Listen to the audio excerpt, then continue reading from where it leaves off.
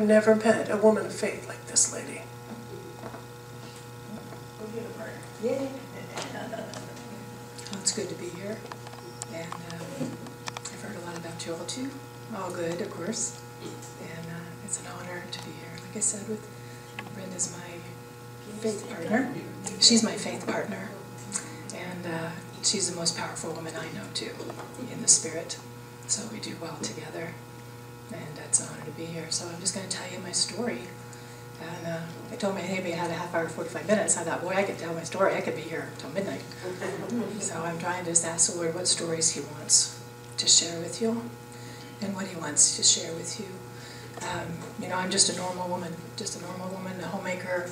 I've been married 32 years. I have 4 children. They're raised now, and I have 2 grandbabies. And I'm sorry. Is that better? I can talk louder. I can talk louder. Anyway, I can talk louder. I can talk. So I didn't want to blast you. But yeah, I've been married 32 years and have 4 children. They're raised, and I have 2 grandbabies so far, and hoping for more. But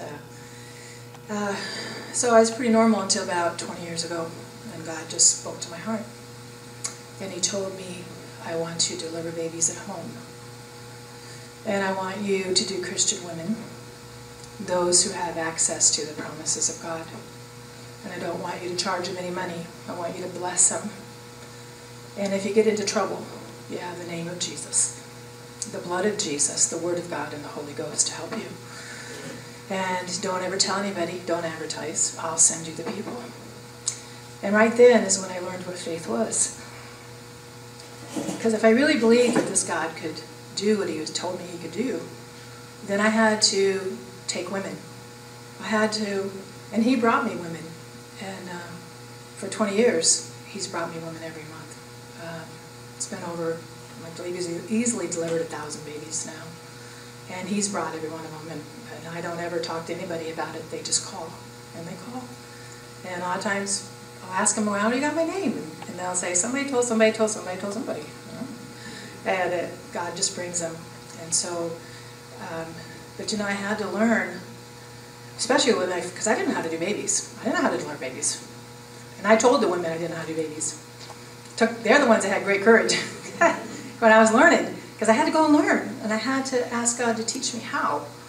I knew about pregnancy and birth from having my own babies, but it's a whole lot different when you have to deliver them yourself. And so I just asked God to teach me how. And you know, He's taught me how. Principle by principle, precept by precept. He's taught me how. I've had no other mentor and no other teacher. The Holy Ghost is a good teacher. He's a wonderful teacher. And He's faithful. And I can tell you He's faithful. And you know, I don't share very much at all. I don't share these stories because many people are offended by, you know, what I do. And by delivering babies at home, most people are really offended. So I don't share. I just walk quietly and do what I'm called to do. You know, so I'm not here to offend you in any way. And I'm not here to say, you know, if you don't have your babies at home, that you're less spiritual. That's not my agenda. That's not where I am. When women ask me, I tell them the safe place to have your baby is where God tells you to have your baby. And you know, we can't prove our faith. We're not. If you have them at home, you know better than anyone that has them in the hospital. This is my walk, and it's my obedience, and it's what I've been called to do. So I don't tell anybody else they have to do it. I'm just sharing my story, because the principles of faith, those are what can bless you. But I'm not saying that you have to do what I do, or that you have to have your babies at home, or that you have to trust God for your healing. You know, I'm not saying that at all. I'm just sharing my story. And you all have your own walk of faith, and you all have your own trials, and you all have your own places. We all work out our own salvation with fear and trembling. And so I let God give me the babies. The women start calling.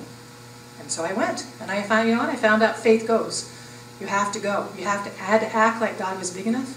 I had to act like He really could deliver these babies and help me. That's what faith is. James says, you know, faith without works is dead.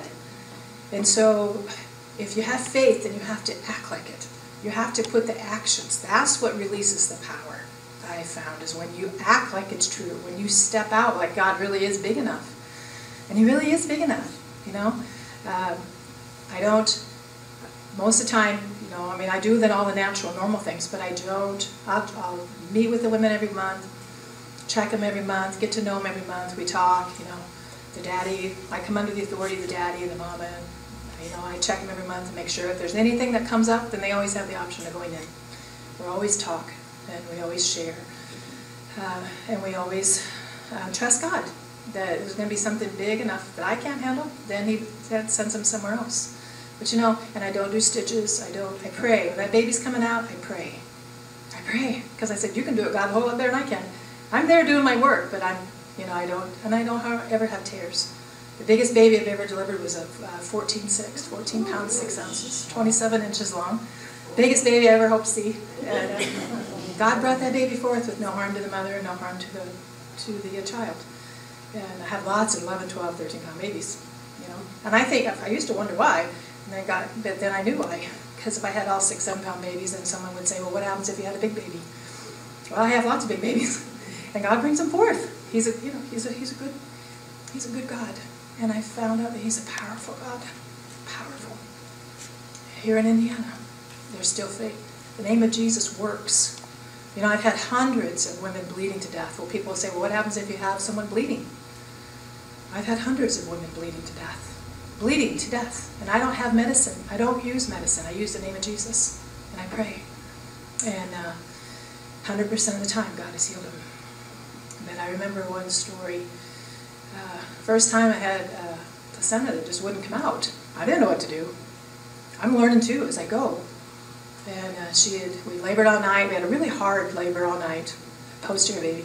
Baby turned, 10-pound baby, which is a big baby for a first baby when she was wore out. And the placenta didn't come. Just wouldn't come. And so I just started praying. I just prayed. Asked God to help. Asked God to bring it forth. And for about 6 hours we just watched and prayed and waited. And finally I just felt pressed. You know, I just got her up. Well, let's go to the bathroom. Maybe that'll help move things along. And so, you know, I've learned some of my most powerful miracles happen in bathrooms. God's this wonderful God. You know, and he comes to humble places. He'll come into the bathroom. If that's where faith is, he'll come to the bathroom. He'll come right where you are. Anyway, I got her up and walked her to the bathroom.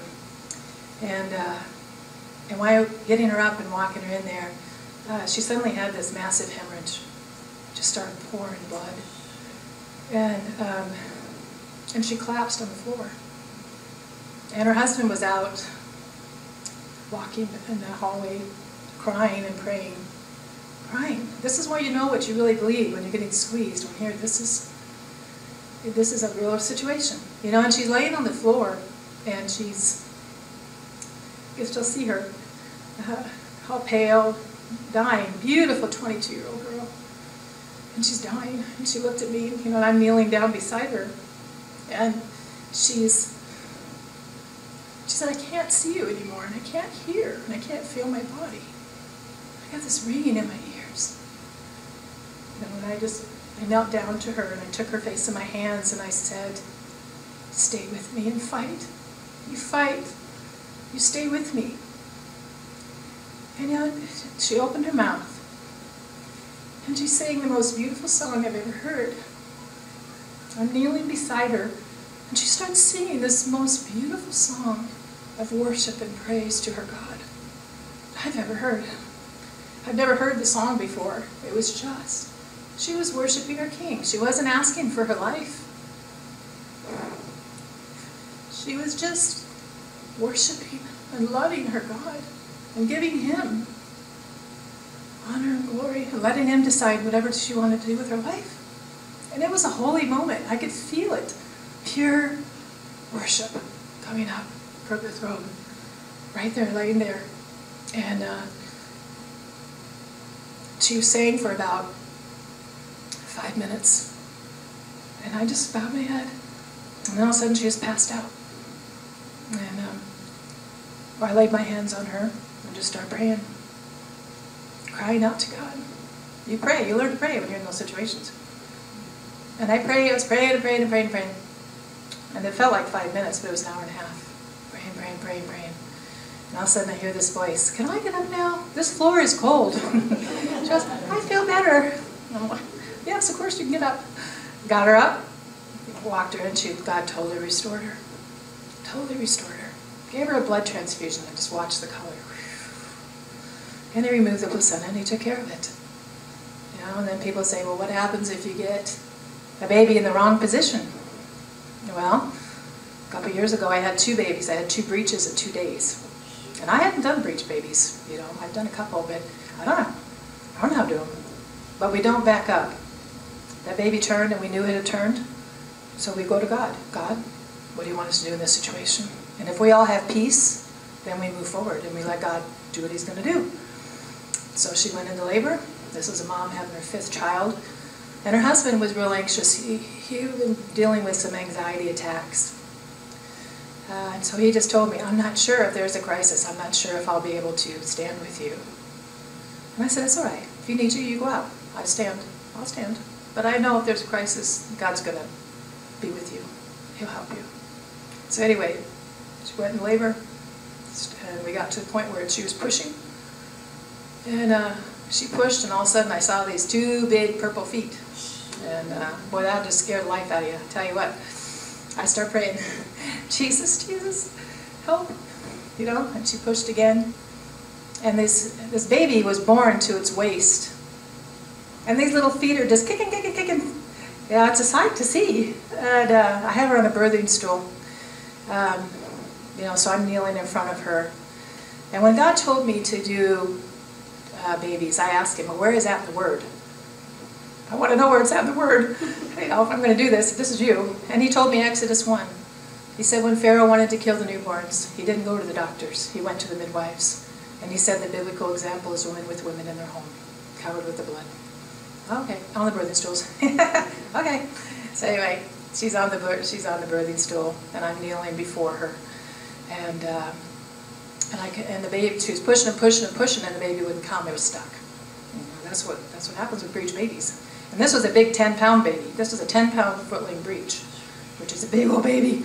And that baby was kicking, kicking, kicking, and she's pushing, pushing, pushing, and the baby wouldn't budge. Stuck. And the baby started turning more purple, and then the legs just went limp. So I'm praying again, asking God for wisdom. And he just showed me, instructed me how to had to go up, put my hands up and find that arm. Both arms were above the head, stuck. It was trapped. Went up, got one arm, went up, got the other, and brought that baby out. You know, by the time we got the baby out, she was, you know, lifeless, no heartbeat, no breath. You know, she'd been in there for 3 or 4 minutes. And this daddy that was so worried about what he was going to do, this boldness came over him, and he just started speaking, no, you won't, devil. No, you won't, in the name of Jesus. He'd give our little girl back. It was a beautiful little girl. And I just laid my hands on him, on that baby in the name of Jesus. And I just started praying. And I speak the Word, because it's the Word. You can't have faith without the Word. It's the Word that you attach your faith to. And I just started speaking, Jesus, you have the keys of death and hell. You conquered death. You conquered hell. And at the name of Jesus, every demon has to bow. Death, you are too. You are defeated. So I just started speaking, death, I rebuke you in Jesus' name. And I command you lift off this baby. And I speak life. And I just gave it one breath. Just gave it, because I won't work hard to get the baby back, like give it CPR or anything. Because if I could bring that baby back, but then I might bring it back damaged. So all I do is give it the one breath, because I have the breath, I have the anointing in me. So I gave it one breath, because God told me to. Give it one breath. And so I gave it a breath.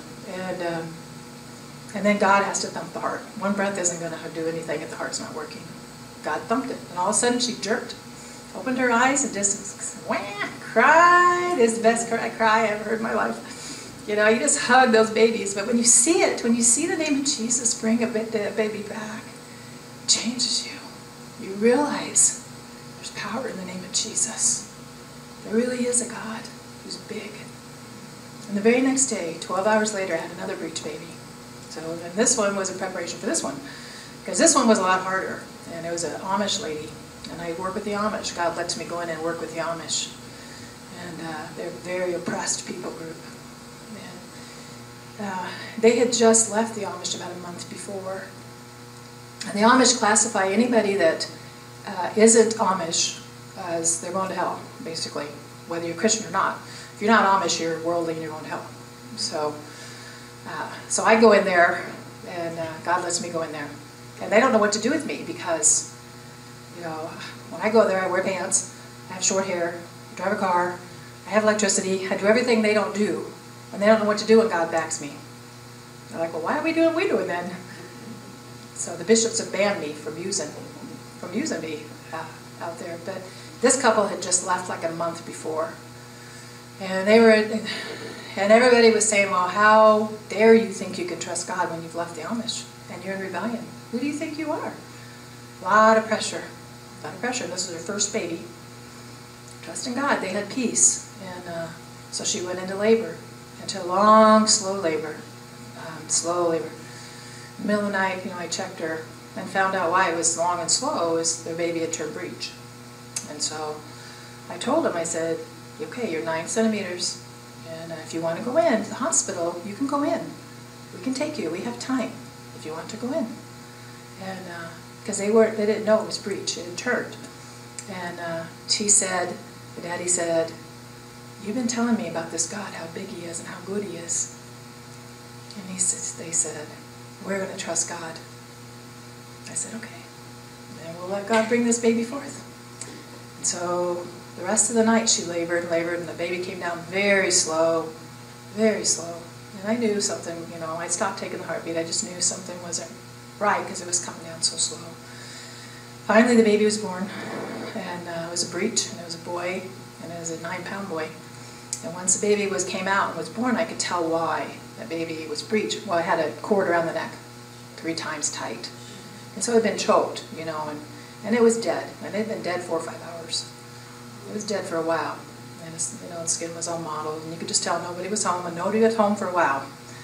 And the daddy just looked at that baby, and he just started weeping, and I said, they're right. I'm going to have to call the undertakers, They're right.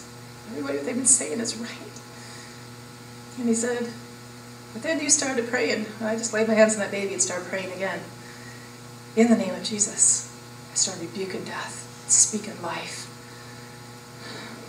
And this baby, I just had to keep praying for 3 or 4 minutes. I had to keep speaking the word. Jesus, you have the keys of death and hell.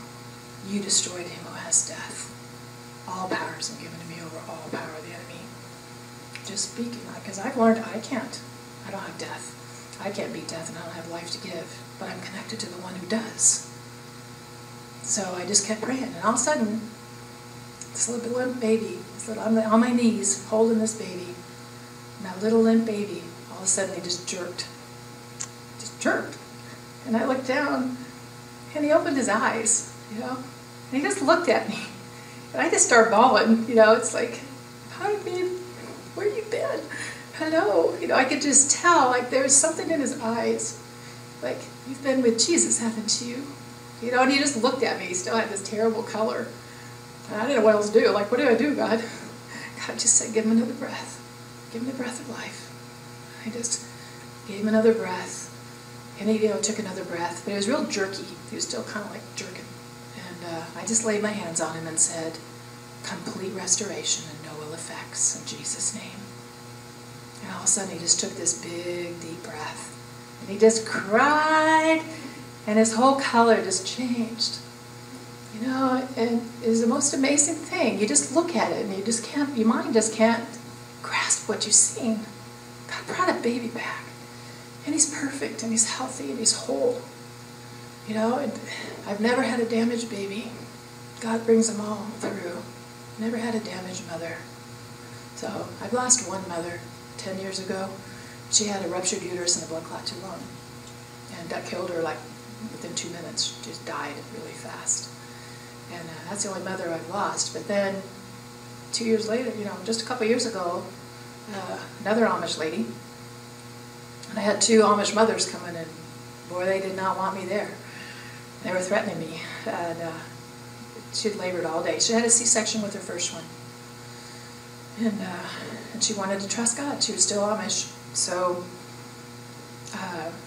we labored all day. And about 4 or 5 o'clock, these 2 Amish mamas come, and they're like, "She's labored long enough. They need to go in now."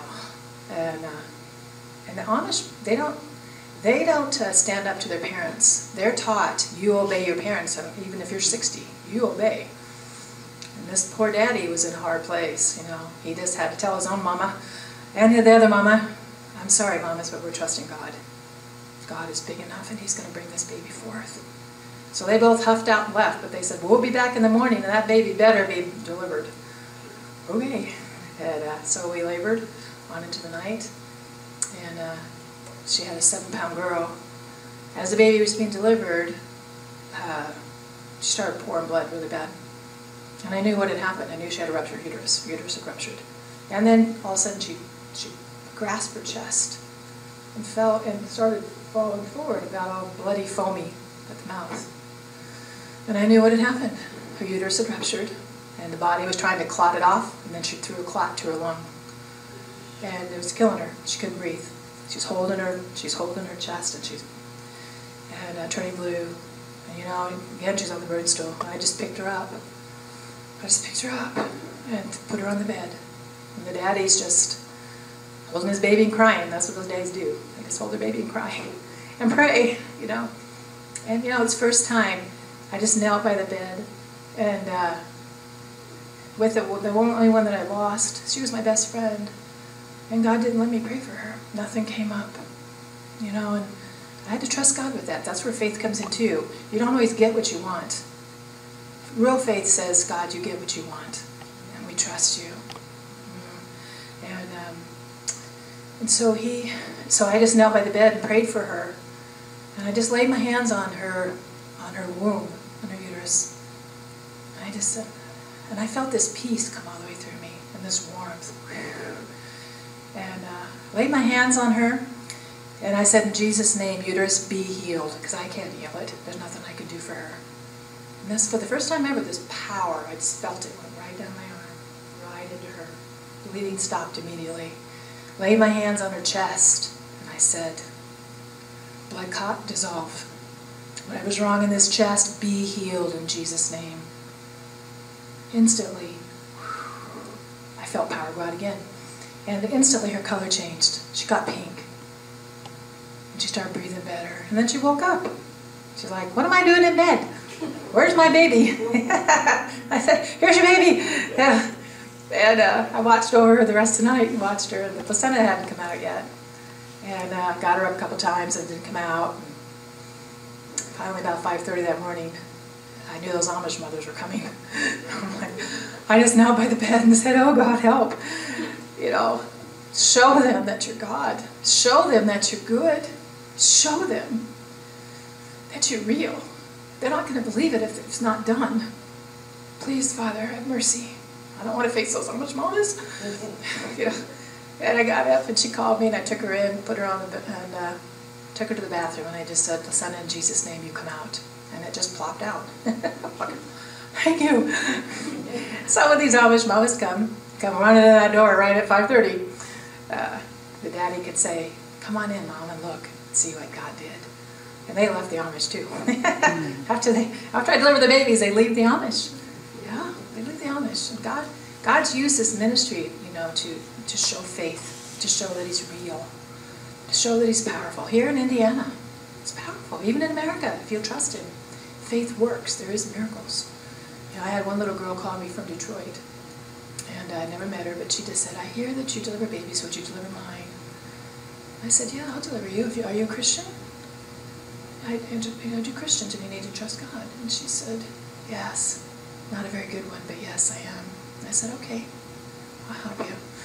And I didn't hear from her again. I thought, well, maybe she found somebody else, you know. I didn't have a chance to go up there. I said, "I can't get up there to see you, but, you know, you want to come down and see me, you can, or just call me when you need me." So one night, about 7 o'clock at night, I got a call. Said, "Katie's water broke. She needs you." Oh, okay. Gave me an address. So here I am. Yeah, I am on an adventure. I drove up to Detroit at 10 o'clock at night to meet a couple I'd never met. And I drove up to this house, the address, and it was a trailer, bad part of town, big, tall, overgrown yard. And all these big black men were standing in the yard. There's a drug house. There's a drug house. I was thinking, uh-oh. You kind of want a clean, sanctified place when you're praying, And this great big black man came over to me, into my car, and I rolled down my window. And he's like, yeah, what's your business? And I said, I'm the midwife. He just smirked at me, looked at me and said, she's in there. I'm like, okay. So got my stuff, walked in there. And there's someone passed out on the couch. Not a sanctified environment for sure. But I brought Jesus with me. So, and I'm looking around for this girl, and I don't know who she is because I've only talked to her on the phone. And here comes this little girl around the corner, a little pregnant girl, probably 19, 18. And she's got her head down. She's ashamed. She won't even look at me. She just knows, and she's ashamed. She knows how far she's fallen. She knows I know what she's fallen into. So I just go to her, and just lift her chin and say, it's all right. I'm here, I love you on you. And I just held her and loved on her. And then got set up for delivery. And he came in about 2 o'clock and just went to bed. And I was like, part of me was like, oh, not even going to sit up with her. Here your wife's laboring and you just go to sleep. Then I thought, well, that's probably a good thing. Just go on to sleep. So, go on to sleep, you're okay. Anyway, I just worked with her all night. And that next morning, he woke up and she was in real hard labor. And he came over, and patted her and talked to her and loved on her a little bit. And I'm like, okay, there's probably something there. But then all of a sudden, I had her on the birthing stool. And all of a sudden, she started just pouring bright red blood. I just started praying, help, Jesus, help. What do I do? Jesus, help. Because that's all I got. I got Jesus. But that's enough. The name of Jesus is enough. But I just started praying, Father, help us. Slow this bleeding down. Help us. And this little girl, she's sitting on the birthing stool. And she looks down and she sees. And she wouldn't even lift her eyes.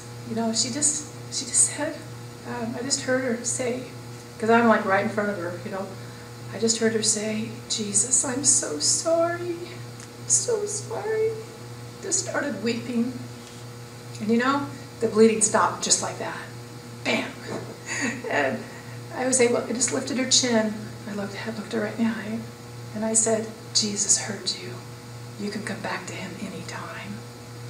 And 10 minutes later, she had this 9-pound baby boy. Easy as could be, no problems at all. And that big black man just looking at me like, what you doing? What did you see? What did you just do? He just looked at me and he said, excuse me. And he walked out. And I'm like, leaving again? But all of a sudden he came back about 20 minutes later and he had 2 big old steaming cups of coffee. And he had 2 dozen donuts from Dunkin' Donuts. And I knew it was his peace offering. He gave me the coffee and he just kept feeding me donuts. And I'm just like, okay, enough. After 5, I'm like, enough. I got to eat. They're set for you. I thought, but after 5, enough. But anyway, I knew that was his peace offering. And he was saying, yeah, you're okay. You're pretty good. Okay. And so I said, before I left, I looked at him and I said, you can come to Jesus anytime as well. And he just said, thank you, ma'am. Got a lot to think about. And I walked out. And that's what, see, I don't ever turn anyone down. If they call me, I go to them. And I trust God. See, God is the one that directs my steps and orders my way. He's the one that puts me into these situations. And so, I never know where I'm going. I never know what I'm going to do. I never know who's calling on the phone. But I know who's got the phone. I know who's got me. And during all this time, about 10 years ago, my son, he was 20 at the time, been healthy his whole life. All my kids, we've all been healthy. We never really had anything. But he suddenly got a stomach ache. And the stomach ache wouldn't go away. It got worse and it got worse and it got worse. And my husband's a doctor, and so Yeah, because I'm not against medicine. I'm married to a doctor. We've just learned to respect each other. He helps people his way, I help people mine. And we're both good. We both help. And so we both just absolutely respect each other and help each other. But he got worse and worse, and it didn't go away. And so finally we took him into the hospital to see what was going on with him. And he got diagnosed with ulcerative colitis and Crohn's. And that's an incurable disease, and it's where the immune system attacks the belly and destroys it. And he had a severe case. It would not let up. The only thing they can do for it is steroids. They give you steroids to shut down your immune system, but they can't do that very long. And his was so severe they had to give him really powerful ones. And those steroids put him in heart failure, kidney failure, and diabetes. And they wouldn't even cure the disease. And so he made a decision. He said, I'm not living this way. Either God's going to heal me or I'm going to die. So we said, okay, we'll honor you. He was home. And so, and it was really scary that summer. It was very scary because he went from 190 pounds to 110 in 4 months. He had bloody diarrhea 30 times a day. That, and he had huge, massive, the colonoscopy showed he had these huge, massive ulcers from one end of his colon to the other. That bled 24 hours a day, and it never stopped. So between the blood loss and the nutrition, he was dying. And that was difficult because, when you have sickness and it's in your home, it suddenly hits you. I believe God for my healing too, because when God told me to deliver babies, he said, you can't give what you don't have. And so he told me, you walk by faith too, for your body. You learn how to pull healing and what you need out of the kingdom of heaven by faith. Just like these women are doing, you have to do it too. So that's why I tell people, if I can learn healing with a doctor in the house, you can. Because I could get whatever I wanted. But God's been faithful and he's taught me how. And he's healed me of many things too. I've had broken bone. What if you get a broken bone? Well, I had a broken bone. Got in an accident and broke my arm. God healed it in 3 days. I had a frozen shoulder for a year. Couldn't move my arm. It's awful. Terrible pain. God healed it. Everything I've ever had, he's healed. I have to walk it out and I have to trust him. But he's a healer. He's a good healer. He's a great healer. So I knew how to pull things down from heaven. I knew how to walk by faith for my healing. So now I had to walk it with my son. And I still had to deliver babies, still had to go do stuff, and watch him get worse and worse and worse and go down further and further and further. And there was one morning when he looked like a concentration camp survivor. I mean, his thigh was as big around as my wrist. 110 pounds, 6'1", that's skinny. And as a mother's heart, when you watch your son go down, down, down, down, it's hard. It's hard on your mother's heart. But one morning, he was, when he was sick, I was with him, and my husband was out of town, and he suddenly clutched his chest, and he fell over on the bed. And I knew what had happened. I knew he'd had a heart arrhythmia. When your electrolytes get so messed up, usually with the wasting diseases, you get into a fatal heart arrhythmia. And a lot of times, even the hospital, they can't. They'll shock him and do stuff, but they can't get him back. And he just fell over on the bed. And it started this real jerky breathing, this real funny breathing. And he got ice cold and gray. And I knew he was dying. And I was the only one home.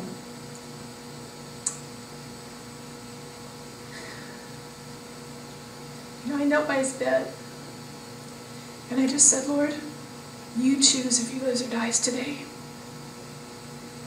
You choose.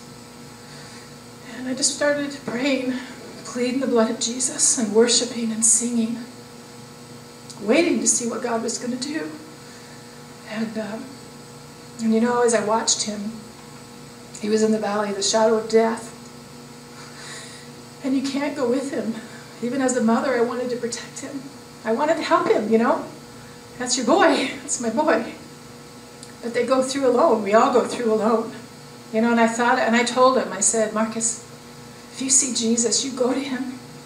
I release you, honey. If you see a light, go. And I was thinking about him as I just prayed and prayed. I thought about, he's on that journey. He's in that valley.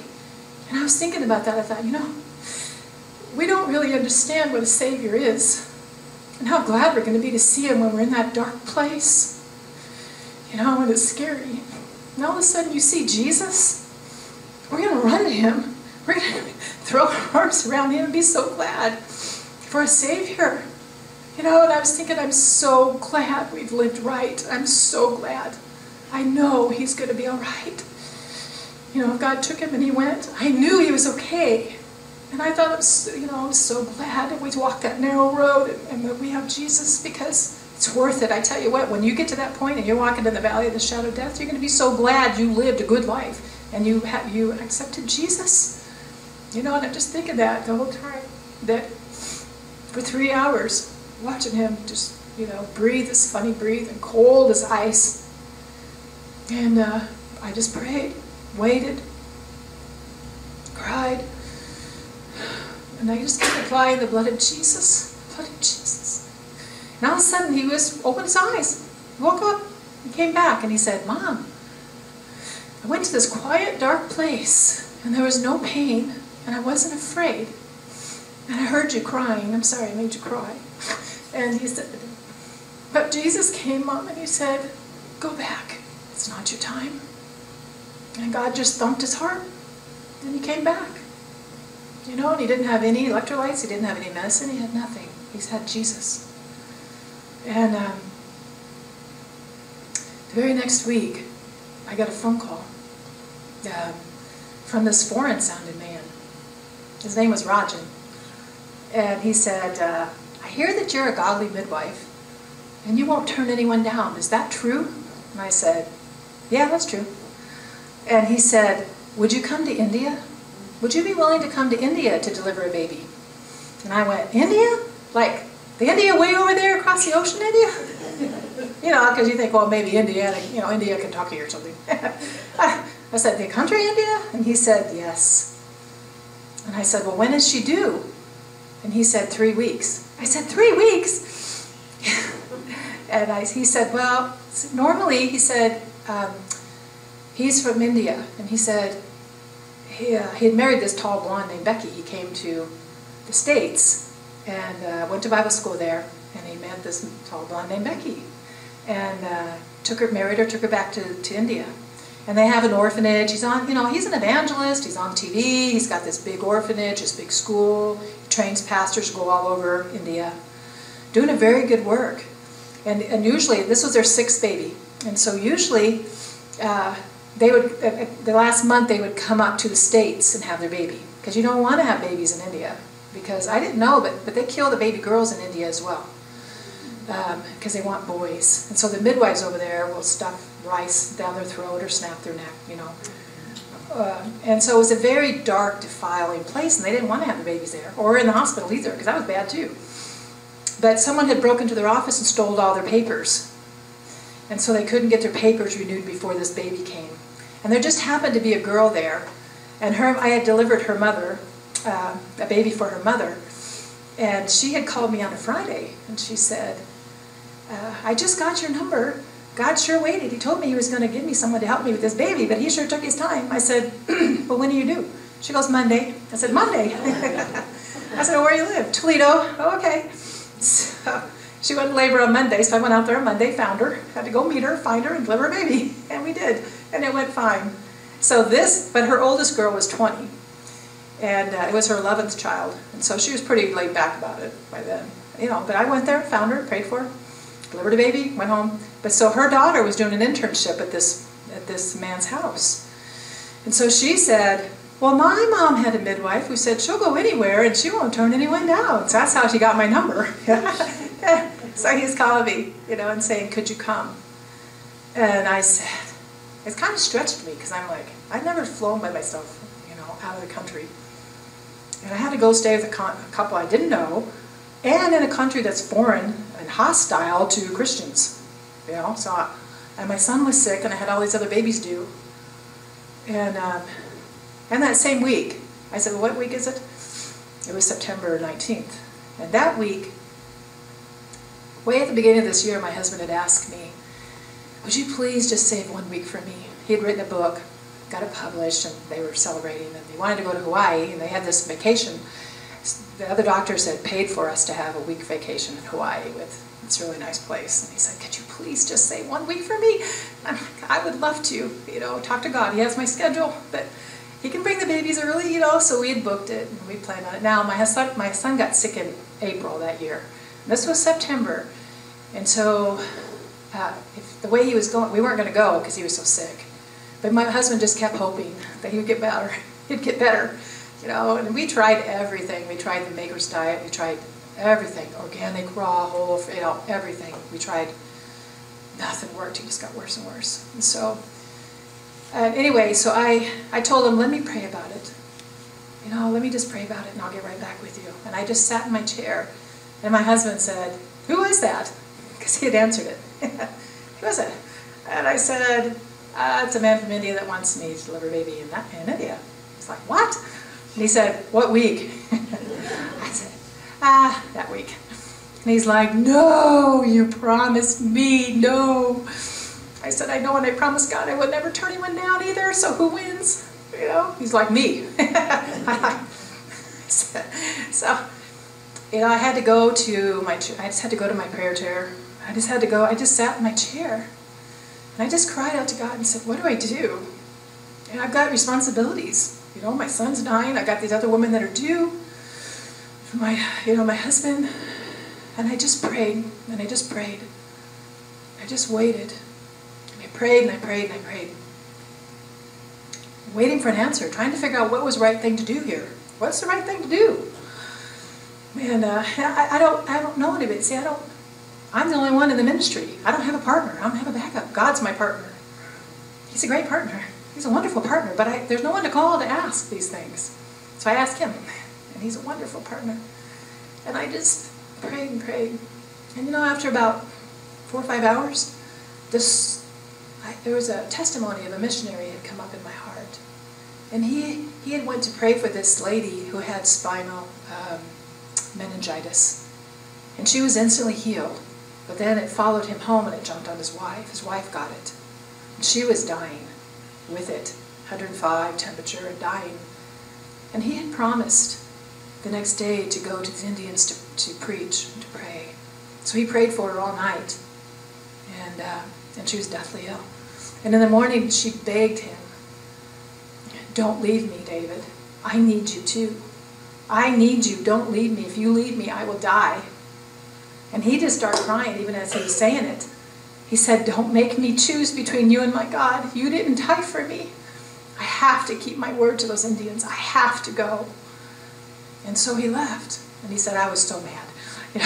I went there and I preached and I came home. But I came home and I kicked the door in thinking she's dead, And she was sitting at the table when he got home. And she said, thank you, David, for obeying the gospel. 10 minutes after you left, God healed me. That story came up in my heart. So I'm like, I knew that was my answer. So I called him real quick and said, okay, just book me. I'll come. Book me. And he said, what dates? And I said, you pray about it and you tell me. And so he called me back. And of course it was that whole week. It was that whole week. And I said, okay, I'll be there. And the next night I was trying to tell my husband, trying to think of how I was going to tell my husband, And my son had a really bad day that day. And my son, and he just said, I don't know what we're going to do. I don't know what to do. He's dying. And I just looked at him and I said, I booked the tickets to India. And he looked at me. And he said, I've been thinking about that. He said, it's just too weird that someone would get your name from India. That has to be God. He said, you go to India with my blessing, and I'll stay home. I won't go either, and I'll watch your son. I had to make the choice first to obey God, and then God honored me with my husband. And I had women that were due right around the time I was supposed to leave. And I thought, that's your problem, God. You're going to have to work this out. And I had to get a visa. And I thought, that'll never happen. It takes a long while to get a visa. And so I sent it in, and it came back in a week. I asked for 6 months. They gave me 10 years. And I was like, I think I'm going to India. Oh, no. Because now it was really like, oh, no, I'm really going. Oh, no. And, because Yeah, and I just had to, and all of a sudden God spoke to my heart. And he said, faith gets on the plane. If you really believe I can take care of you and your son, get on the plane. Let it take you out of this country. I said, okay. And the women that I had due came early for the first time. God just cleared the way. All the babies delivered. And I got on the plane. And it took me to India. I got off at midnight. And I came out, there was nobody there. There was this whole sea of people. This whole sea of people. And I was tired. I couldn't sleep. I don't sleep on the plane. You know, it was 19 hours. I was so tired. I'm looking around. I couldn't take any of my stuff with me. I could only take a little cord clamp. Because I couldn't get it through customs because I'm not licensed or anything. So I had to say, you know what, the faith in my heart has to be enough.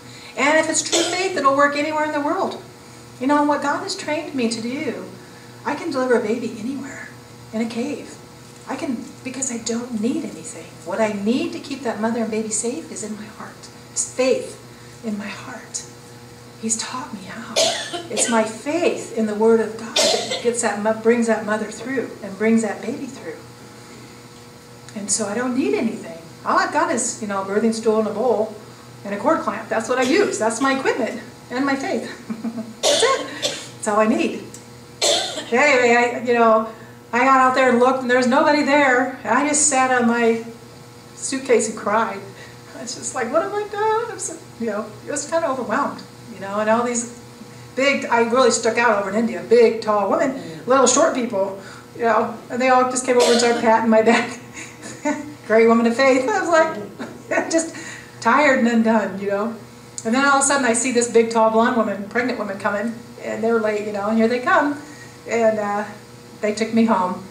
And so I got there about midnight. The very next morning, her water broke.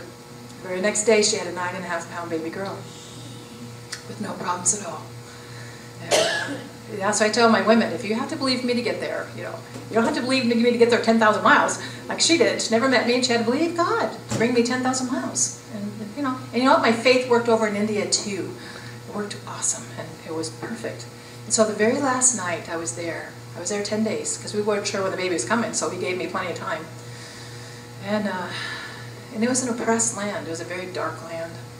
I walked it and prayed it. But the very last night that I was there, they wanted to give me a dinner. They wanted to make me, Indian food and this homemade dinner. It actually made me sick, and I had food poisoning all the way home, which you don't want on a 19-hour plane. But Rajan was there, his brother was there, who's a pastor, and then his pastor was there. And about half hour before they were supposed to take me to the plane, there was a knock on the door. And he opened it, and there's 3 men standing there. They didn't know each other. And the man said, there's someone dying. And God said, we need to come and pray for him. I hadn't told Rajan about my son. Rajan said, come on in. God told me you were coming. He said, this morning he woke me up and said, her son's dying. And they were going to send people to help us pray for him. And I'm just watching like, you can't set this thing up. And so these 6 pastors got this little vial of oil, and they prayed. And they could pray. I was impressed. They could pray. And he handed me that vial of oil, and he said, you take this home, and your son will live and not die, in the name of Jesus. So I took the oil home, and I flew back home, and I anointed him with oil. And from that moment on, Crohn's was defeated. From that moment on, he started gaining weight. And I thought, now who would think to go to India to deliver a baby, to get some oil to deliver your son? Couldn't make that story up. But from that point on, he stopped losing weight, and he started gaining. He still had ulcerative colitis, and we fought that for the next 6 years. And there was times where, because he still bled 24 hours a day. But by then we'd had all these prophetic words by people, 4, 5, 6 different people, who didn't know each other, who said, this illness is not unto death, but unto life, and he's going to be a healing evangelist. This is his training school. Okay, so now we know it's not his will, God's will that he dies, but that he lives. So we fought, and we stood. But we let him have anything he wanted. We what, food is not going to heal you. No diet, no supplements, no nothing. You eat what you want. It's the word of the Lord. And if you're going to be a healing evangelist, and you're going to stand up in front of people, then you better know the word works. And it's got to be the word, and it doesn't need no help. And so for the next 7 years, we walked that out. And there would be times when, we'd go in once in a while, we'd say, you look really bad, let's go see what your blood level is. Just document it. Let's see what it is. And it would be 3. Normally a hemoglobin's 14 to 17. And they start transfusing at 8. It'd be 3. And they always call us and say, he's critical, he's dying, you need to get him in right now. And we would just take that report and lay it before the Lord and say, Father, you see this report. We believe your report. We believe no weapon formed against him shall prosper. We believe that by the stripes of Jesus he is healed. And many, many times we would he'd be blue, and he couldn't walk across the room. And his whole 20s, when he's supposed to be having a good time, the best time of your life, he was in bed, sick unto death. Nobody came to see him. He walked it alone. But he wouldn't let go. God gave him the faith to hold on to that word. And he would be so weak he couldn't walk across the room. And there'd be times when I didn't want to open the door the next morning to see if he's alive. And he would just put on that word all night. Put on the word. Your word is life to my health and to my flesh. That word is alive, it's powerful, it's truth. And faith comes by hearing, and hearing by the word. So he would just read that word and read that word. And he would just listen to it all night, and his strength would come into his body. God had given him a blood transfusion again and again and again. And so we walked it out. And 7 years to the month that affliction came on him, it suddenly lifted. God healed him. Just healed him. All of a sudden he just got rosy cheeks and pink feet, and and he got energy. And we went, you look really good. And we went and checked his blood. Went and checked to see what it was. It was 15, normal. God gave him a blood transfusion. God totally gave him a brand new belly. And no one touched him when we prayed for him for 7 years, but then God just touched him. And he knew that the word of the Lord is the word that healed him. He's totally healed. He's been healed for 2 years now. He just got married. And he's going to be a healing evangelist. And he's got faith in the word. Well, it was really soon after that. And Brenda knew him because he would go to the office and work. Brenda was my husband's business manager. And so he would go over there and work. And a lot of times Brenda would send him back home, because he was just too sick. But so I kind of knew Brenda. And off and on here and there. And anyway, God set it up to where we had to go on this weekend with our husbands. Our husbands were good friends. And neither one of us wanted to go. We're just tired, didn't want to go, didn't know each other. But we both went. We both obeyed our husbands. And we both came. And when we were there, God just spoke to my heart and said, pray for her back. I said, okay.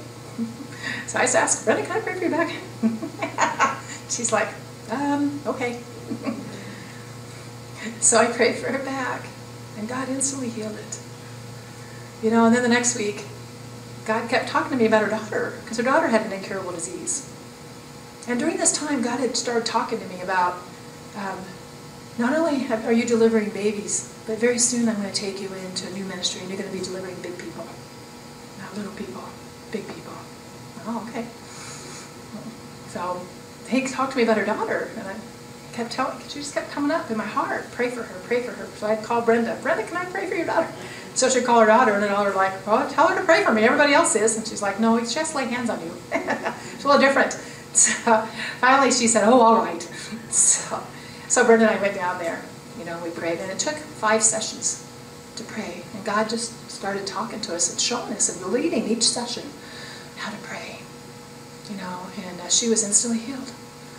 So after that I said, Brenda, I pray better with you. And I'm much stronger with you. You want to pray with me? And God did the same thing as he did the baby ministry. He just started bringing us people. We never talked. We never asked. God just brings us people. And we pray for them. And then he just teaches us how to pray. And he just taught us line upon line, precept upon precept.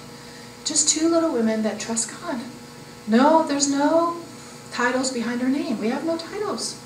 But we have? We have the Holy Ghost. And we have faith in the name of Jesus. We've seen blind eyes open. That is the most amazing thing. We prayed for the first black graduate at Notre Dame. Her name was Goldie. And she was all afflicted and bent over almost to look at the floor, You know, my husband now, if he can't get him well, he'll send him to us. So, it's true. He's like, you know, if the medicine won't work or it keeps coming back, or, you know, he knows there's something different, he'll go, you need to go see my wife. And let them pray for you. And so she came to us, this Goldie. She's 78, I think. We talked to her, and you know, she'd been in church most of her life, but she'd never prayed to be born again.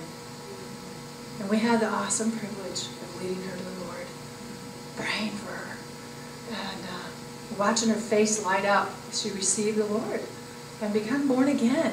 And then we prayed for her back, and all of a sudden, you know, I'll never forget it. She stood up after we prayed, and she went, and then she said, "Is I standing up straight? Am I standing up straight?" And I'm like, "Yes, you are." It's just glorious. It was like, oh, "Yes, you are." And she just started running, you know, running around. And went home, and she called us and said, "I can find my key. My keys were missing. I couldn't see them because I bent over. And I come in on my pie. There they are." So much fun. It's so much fun. You know, God has entrusted us with the anointing that heals the brokenhearted, that sets at liberty those that are oppressed. We get to see incredible things. Just a couple weeks ago, we had a lady, probably one of the most difficult ones we've ever had. Her name is Michelle, and she was 40. She was a tall, beautiful woman, real slender, 40 years old. She had all the bells and whistles. She was a Christian counselor, and she had a PhD in counseling, a master's in this and that. You know, very learned, very smart, but very oppressed. She had a terrible upbringing. Her father was terribly abusive, and it wounded her very, very deeply. And she had a mother that was religious, but wouldn't help her. So she had all this anger and this rage against her dad and against, you know, her mother too. And so she turned it inward. And she started cutting, and she started banging her head, that head banging with such force she gave herself concussions. She'd just break her nails down her throat and just destroy herself. And here she is, a Christian counselor. And I said, "Well, how are you counseling? How are you counseling?" Because she was bitter. She was a bitter. As soon as she opened her mouth, there was this bitter, vile. It just defiled everybody in the room, this root of bitterness. And she was angry and accusing and mocking and bitter. And you know, like, "Oh, you want me to confess the scripture? I'll confess the scripture." Just mocking. And she told us, she said, "You know, 5 years ago, I screamed at God with such vengeance, every hateful, vile, cursing word I could think of. And I did it with such force that she tore a ligament in her throat. And she lost half, 75% of her voice. And I think God took her voice so that she wouldn't cross a line. Because she was vile, she was angry, she was mean and mocking. And I just couldn't, how do you counsel people? Well, I give them the Word of God. And we stand on the promises. And I'm like, she was this bitter, mocking, but she was also weeping. At the drop of a hat, she was just weeping and crying because she knew she was in bondage and she couldn't get her way out. All of her teaching, all of her education, all of her knowledge couldn't help her. She was just weeping. "Don't leave me like this. You can't leave me like this." She was kind of one of the first ones I almost didn't want to pray for. Because I was kind of like, I don't know what's going to happen when I kind of like start pushing on those places, start praying. She was one of the first ones I thought, I could hear you suddenly start speaking with a deep voice. Or spewing green stuff at me. Yeah, I thought. I wasn't sure what she was going to do because she was so angry and so violent and so mean and so bitter. But you know what? I will never turn anyone away, ever. No one is ever so damaged God can't reach them. And so I just jumped in and started praying. We just started praying for her. And as soon as I start praying, usually I'll just start praying and I'll listen for God and He'll start telling me what to do, what to pray for, how to pray. I'll hear His voice. As soon as I start praying, He immediately spoke to my heart and said, "Don't be afraid, the battle's already won." Okay, good. I was like, "Oh, good, thank you. Mercy." And all of a sudden this power came on me and this authority. And I just started taking authority over that anger and that rage and that shame and that pain and that hurt. God's taught us how to go down and they're in pits, they're trapped by the wounds of their past. They're in those places, that's why they never heal. There's some wounds that never heal. You know, for 60 years they're still in there and they're raw and they're bitter. And that's because that part of their soul has fractured off. And they're in that pit and they're in that prison. And you need the anointing that opens the prison doors, that sets the captives free. And you know, the healing of the bruised. So we've learned how to release the anointing to set the captive free. So God just started telling me thing after thing after thing to go after and get it. And she told me later, she said, I would think of something, and then you would say it. God was showing her. And she didn't tell me that she listened to this vile, rock and roll, satanic, hard music that blasphemed God. God told me, though, and I started praying against that, and she knew God had her. She was also full of yeast. She was full of yeast, and no matter what she ate, she tried all the diets, she tried all the medicine, she tried everything, and nothing worked. It was in her joints, and it was in her belly. She couldn't hardly eat anything. And so I went after that yeast, and I went after all those afflictions, and God just was... And then I decreed, after we got all the bad stuff off her, commanded all those demons to get out of her. Then we started pouring the goodness of God into her, and I decreed in the name of Jesus, that throat that has screamed and mocked and blasphemed God, from now on, it will be filled with praise and worship to the Most High God. You know, and prayed and poured in all the good stuff. And when we were done, she was just stunned. She just sat there. And she just bawled because she's like, the lump in her throat was totally gone. She had this big lump where it hit it. And her voice was restored. And all that anger and hate and rage was gone. And she just couldn't believe it. She just fell on her knees and just started bawling, crying. She was real drama. She had a lot of drama, which we prayed about too. But she was so thankful. So thankful. She couldn't believe it. You know, 2 simple women with the name of Jesus was enough. And I told her, now you go home and you eat anything you want. You go eat chocolate, you go eat bread, you go eat fruit. Because all she could eat was like a little bit of meat and a little bit of vegetables. That's all she could eat. So she did. She went home and she ate it. And she had no effects. And I talked to her, and she's 2 weeks into it now. And she's like, I'm eating everything. Nothing bothers me. And all the hate and all the rage and everything's gone. I can really, truly counsel now people from the heart. I can really believe it. You know, see, that's what we see, and that's the gospel. That's the gospel. And that's what we're all called to do. We're all called to that. You know, and that one of the most powerful lessons I've learned is, none of you are going to do babies. You don't have to. That's my calling. It's not yours. But one of the most powerful, and you know what I've learned? I've seen all these miracles. I mean, powerful miracles. Babies coming back from the dead. Mothers getting up. You know, and I tell people stories of that, and I watch. And like even with my son at my church, you know, my church saw him go down. There were times when we'd carry him into my church and lay him on the floor. He was just so bad. And they watched him go from 190 down to 110. They saw it. They saw how bad and how white he was, you know. And they saw him healed. And you know, it hasn't changed anybody. It hasn't changed. Miracles don't change people. You know what I thought? I thought they would. I was thinking, miracles change people. They don't. They don't. And you know, God taught me this really powerful principle, the one I had a Christmas baby. God always takes these stories, and He just makes, the lessons are so clear and so pure through them. Like He teaches me, He sets me up in all these different things, and then teaches me these lessons. They're powerful. And I had this mom, and she was expecting her 6th. And they were real poor, and their husband had been laid off at the factory. And so they weren't going to have a Christmas.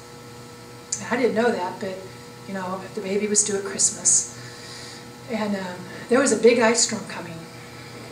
And I had a bunch of company coming in, you know, for family and Christmas and all this stuff. So I was, and she had started bleeding like 2 days before that. So that put anxiety in my heart. I'm kind of like, you know, because if you start bleeding before labor, sometimes that can mean really bad bleeding in labor. That could mean there's something wrong with the placenta or something's going to happen. So I was a little bit anxious, you know, praying about it, trying to get ready for my company, trying to get everything ready, you know, when Christmas and holidays and all this stuff. And then you got a baby and we're right in the middle of it. got to stop everything and go do the baby. But I was over at Myers, And God can speak to you in Myers. I was in Myers, minding my own business, just, trying to get some extra stuff for my home. And all of a sudden, God just spoke to my heart.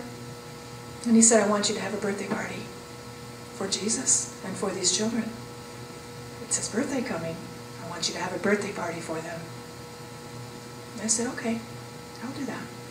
So I went around and, I got them a turkey and some groceries. Got to have food to have, because God spoke to my heart and said they don't have any food. They don't have any food in the house, and they're crying out. And they don't have any presents for Christmas. So you buy them. Okay. So I did. So I ran around. All of a sudden I was going Christmas shopping.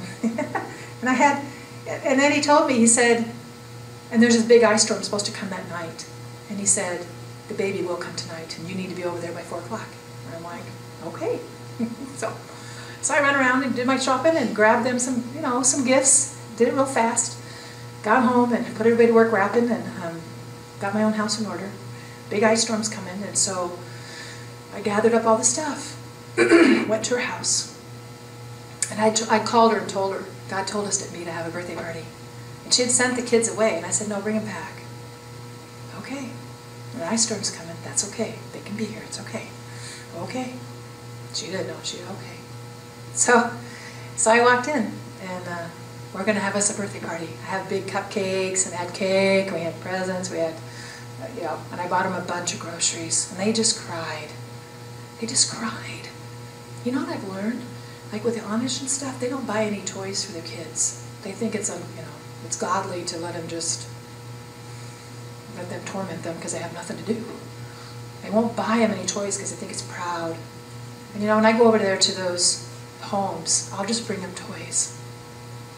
And one of the things I've noticed is when you meet a need just because it's there, people want to hear what you have to say.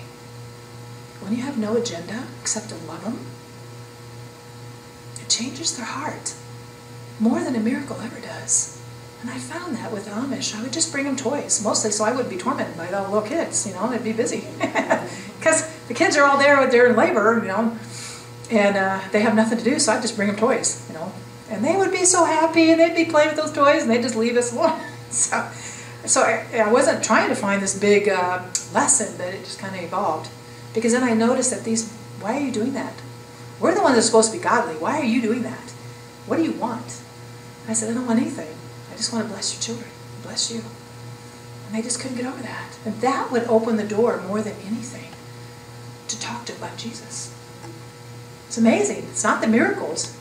It's loving people that opens the doors. So I brought this, I brought a bunch of groceries, and I bought turkey and big old cake and pizza, because we're going to have a party, have a party. And presents for everybody, and they're all excited. They're so excited. And of course the ice storm came. Okay, now we're socked in. See, it takes faith to stick it out when a baby's coming and ice is coming and you can't get out if you need to. Okay, God, you say it was going to be okay. Okay. And so her labor started at 5. And the kids are we opened up all the presents, they're all having a ball, And we had another woman come over, and she watched the children, made sure they stayed out, I don't ever let the kids in when the mom is, because they also need to be seeing that, So I always have someone that's there watching the children and responsible for the children.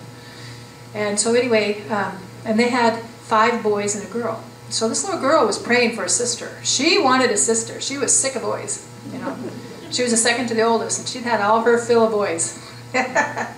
So I noticed when she opened her present that it was a nice, one of those nice dolls, that at Myers, because I just didn't have time to get anything else, She's like, oh, that's nice. But I could tell she's kind of disappointed. I said, is there something else you really want?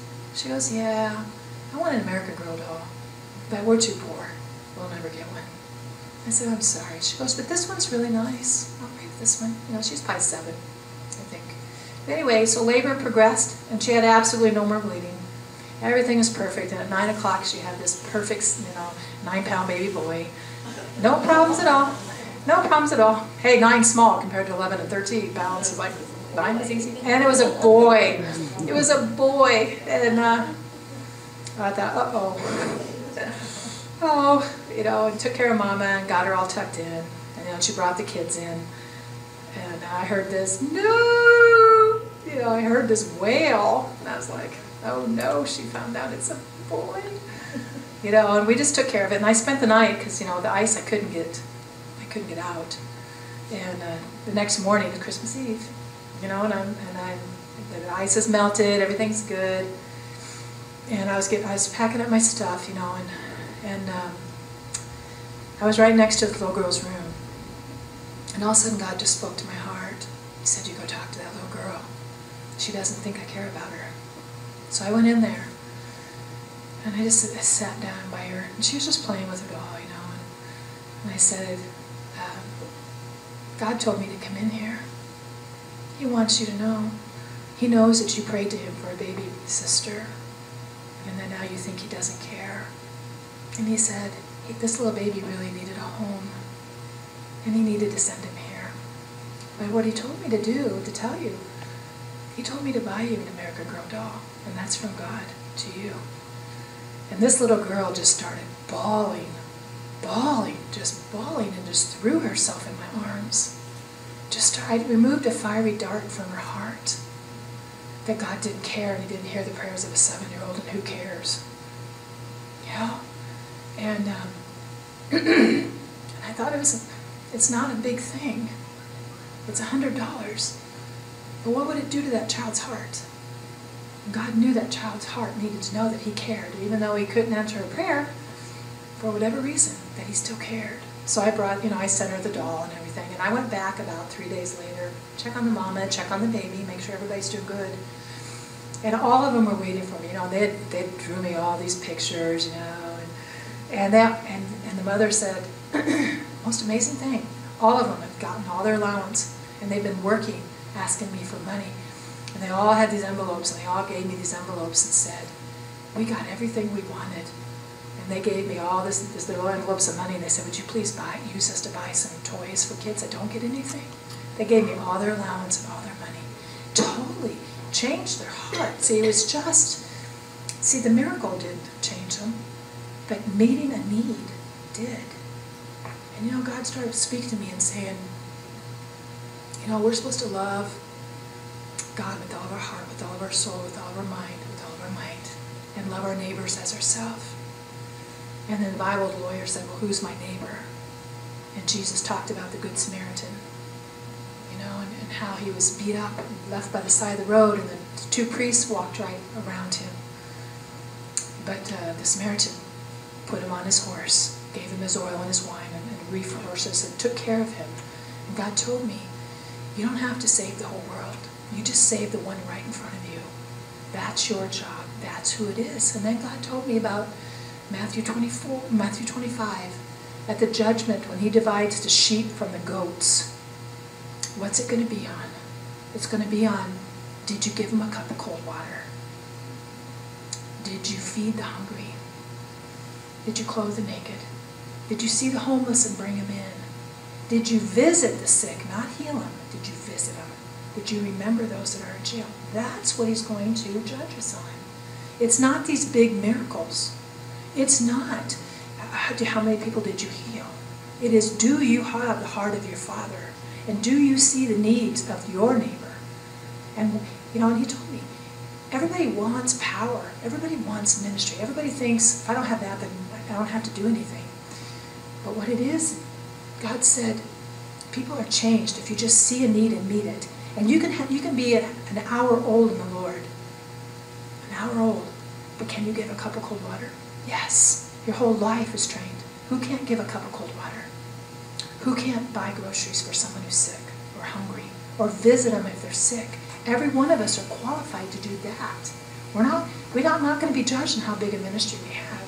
We're going to be judged by, what did you do with the people in front of you? Did you give them a cup of cold water? Did you visit the sick? Not heal them, visit them. See, that's faith in action. That's what he's requiring of us. We don't have to do anything big and powerful. All we have to do is just see the need right in front of us. Someone needs a cup of cold water, give them a cup of cold water. And bless them and love them. That will open up their heart more than anything. That's what I found. Which one of us can't visit someone in jail or go see someone who's sick and send them flowers? So you don't have to be super spiritual to do that. That's a simple thing, but that pure and undefiled religion before the Father is to visit the widow and the orphans in their distress. It's not these big ministries. It's just everyday people with Christ in their heart. And you know how different our communities would be if all of the people in church would just look around at their neighbors and the people that they come in contact with and meet the need without wanting anything back. See, that's faith. Every one of you can be giants of faith. You don't have to have the big miracles. You don't have to pray for people to get saved. And you know what I guarantee you? If you start meeting the needs of people, you start involving yourselves in lives and just, giving a cup of cold water, making bread for somebody, visiting them. They'll start talking to you. God will start opening up places for you. And then when you pray for them, God will show up and He'll back you up. It's not hard. We make it hard. Jesus said, my yoke is easy and my burden is light. It's not hard. It's simple. All we do is love one another and meet the need that's in front of us. See, that's faith. That's true faith, and that's what we'll be judged by. And that's all we do. Any one of us can do that. I've got big stories, but those big stories haven't changed anybody. I was amazed by that. I thought it would. It doesn't. What I find is when I just meet the needs of people without wanting anything back, that's the power. And every one of us can do that. We're all women of faith.